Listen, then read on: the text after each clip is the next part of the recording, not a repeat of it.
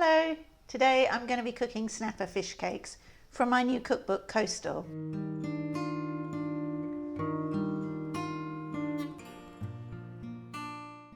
What I need for my fish cakes is the fish. I've got some eggs for my chickens. I've got some lovely fresh bread for breadcrumbs, an onion, some garlic, a little bit of ground cumin, salt and pepper, some herbs from my garden and some olive oil, and that's all I need. So I've roughly chopped the bread and now I'm just going to blitz it into breadcrumbs. I've got my beautiful bit of snapper here and I'm just going to cut it up into a dice. I wouldn't use the blender here because that would turn it to a kind of mushy paste and that wouldn't have a nice mouthfeel. So there we go, just like that, a nice dice, and I'm going to put that in the bowl with my chopped onion, my chopped garlic and my breadcrumbs.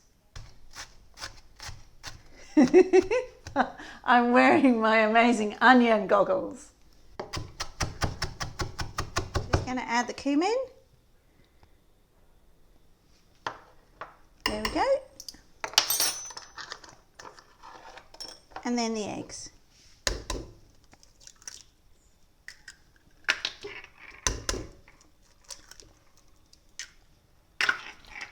I'm just mixing it all together now.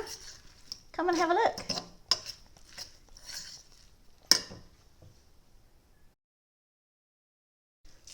I'm making the fish cakes now. So it's just a question of forming each one up, and then I'm going to put them on this tray, put them in the fridge, and they're going to firm up over, I don't know, half an hour or so. I don't know about you, but I'm getting hungry now. So I've started cooking the fish cakes.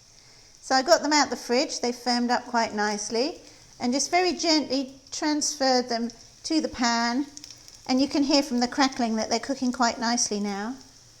So the two things to remember are not to crowd the pan because then it makes it quite difficult to turn them over, and to not fiddle with them too much because otherwise they'll break up.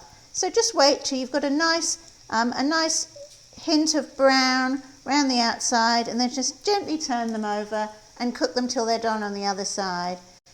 And once they're brown on both sides, they'll be perfect.